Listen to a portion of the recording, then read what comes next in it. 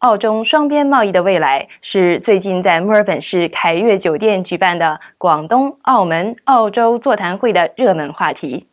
价值数十亿澳元的交易即将发生在煤矿业、食品行业、能源业和旅游业。中华电视接受邀请，现场采访几位在中澳商业界的重要人物。像澳中商业委员会这样的组织定期组织商业座谈会，参加人是对在两国从事商业活动感兴趣的公司和个人。这些座谈会能帮助建立人脉和重要的商业关系。 I think we've got a great relationship that's going now and has built up over probably the last 40 years, and it will continue to grow because we both have unique things that we want of each other, and one of those is to in fact create a relationship where we can be harmonious in our business and our social lives. The relationship is in very, very good shape. The real issue now is how do we convert this goodwill and friendship and commitment on both sides into real deals, and that's the challenge right now. I think people want to move beyond signing MOUs to real transactions. I think the greatest change in that area is the flood of investment coming from China into Australia, so we're seeing a lot of deals being done around that. There are huge opportunities now opening up for us in new sectors that we're really good at. So things like the services sector, agribusiness and food technologies, clean technologies that Australia has really good, strong expertise in. China is modernising, it's not westernising. So we have to be in Australia aware of the fact that they do things differently to the ways that we've done things in the past with our traditional trading partners. They approach things in a slightly different way, and we've got to start getting more familiar with that and start understanding some of those differences around culture, language and business practice.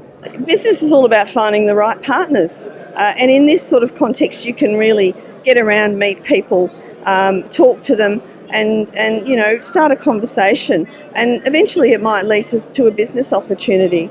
But secondly, I think also it's really useful for us to learn more about each other. The Chinese do things differently to Westerners. They try things out. They put laws out there, almost like proposals, and then see how the market reacts. And then they might tweak them or change them. Now, to Westerners, this means we're in this sort of chaotic environment which is changing all the time. It's just the Chinese do things slightly differently, and they try things out.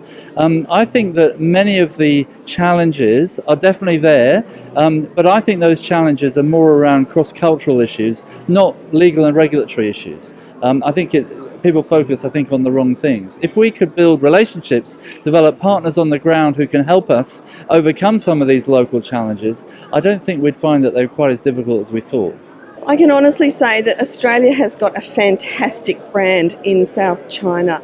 There is so much goodwill towards Australia that I have seen since I've been there. I think the fact that we have 1 million Chinese people living in Australia, the fact that we have 150,000 Chinese students studying at Australian universities, the fact that we have significant numbers of new migrants coming to Australia, that is all good for us. We need to tap into that and we need to work with that.